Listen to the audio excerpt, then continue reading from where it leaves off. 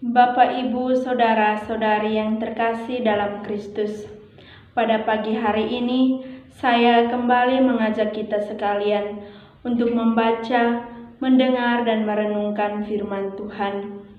Namun sebelum kita memulai dengan kegiatan ini, terlebih dahulu saya mengajak kita untuk mengawali semuanya dengan doa. Marilah kita berdoa dalam nama Bapa dan Putra dan Roh Kudus. Amin. Tuhan Allah penyelenggara kehidupan, puji syukur dan terima kasih kami haturkan kehadirat-Mu atas segala berkat dan penyertaan-Mu kepada kami hingga saat ini. Ya Bapa, sekarang kami akan membaca, mendengar dan merenungkan firman-Mu. Hadirlah selalu bersama kami, agar kami bisa merenungkan firman-Mu dengan baik. Nama-Mu kami puji kini dan sepanjang masa. Amin. Inilah Injil Yesus Kristus menurut Markus. Dimuliakanlah Tuhan. Lalu orang membawa anak-anak kecil kepada Yesus supaya ia menjamah mereka. Akan tetapi murid-muridnya memarahi orang-orang itu. Ketika Yesus melihat hal itu, ia marah dan berkata kepada mereka, "Biarkan anak-anak itu datang kepadaku, jangan menghalang-halangi mereka, sebab orang-orang yang seperti itulah yang mempunyai kerajaan Allah. Aku berkata kepadamu, sesungguhnya barang siapa tidak menyambut kerajaan Allah seperti seorang anak kecil, ia tidak akan masuk ke dalamnya." Lalu ia memeluk anak-anak itu dan sambil meletakkan tangannya atas mereka, ia memberkati mereka. Demikianlah sabda Tuhan, terpujilah Kristus. Jawaban terakhir sebuah kerinduan adalah datang kepada Tuhan.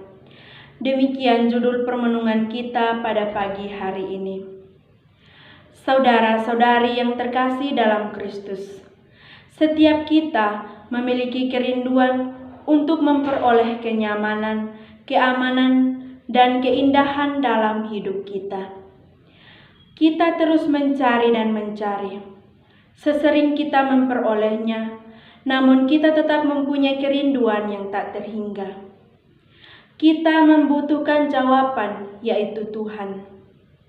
Kerinduan manusia akan Tuhan hanya terpenuhi di dalam Kristus. Santo Agustinus mengatakan, "Jiwaku tidak akan tenang jika aku belum bertemu dan bersatu dengan Kristus." Saudara-saudari yang terkasih dalam Kristus, Injil yang kita renungkan ini menggambarkan suatu kerinduan yang ada dalam diri anak-anak kecil yang datang kepada Yesus. Ada dua hal yang perlu kita renungkan. Yang pertama, dalam situasi masa itu, anak kecil berada di paling bawah dalam status keluarga.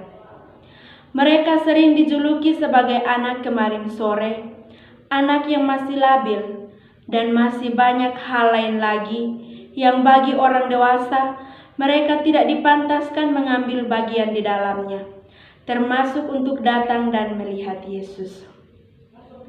Dalam beberapa hal, penilaian itu bisa benar, tetapi tidak semua penilaian itu tepat.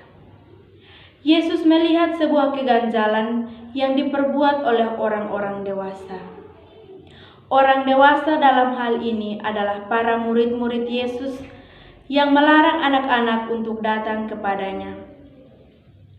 Teguran Yesus terhadap para murid mau menggambarkan kepada kita semua bahwa di mata Tuhan semuanya itu sama.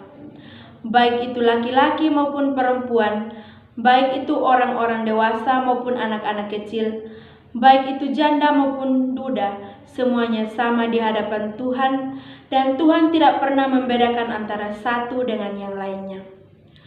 Hal yang kedua adalah Yesus mengajak kita untuk menjadi sama seperti anak kecil dalam hal menyambut datangnya kerajaan Allah. Yesus menjadikan anak-anak kecil sebagai ikon karena mereka hanya mengandalkan perlindungan. Mereka tidak memiliki kekuatan yang luar biasa untuk melindungi diri.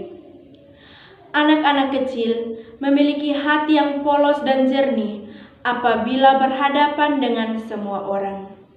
Yesus pun menghendaki agar kita menjadi sama seperti anak kecil, selalu rendah hati apabila bertemu dengan siapa saja.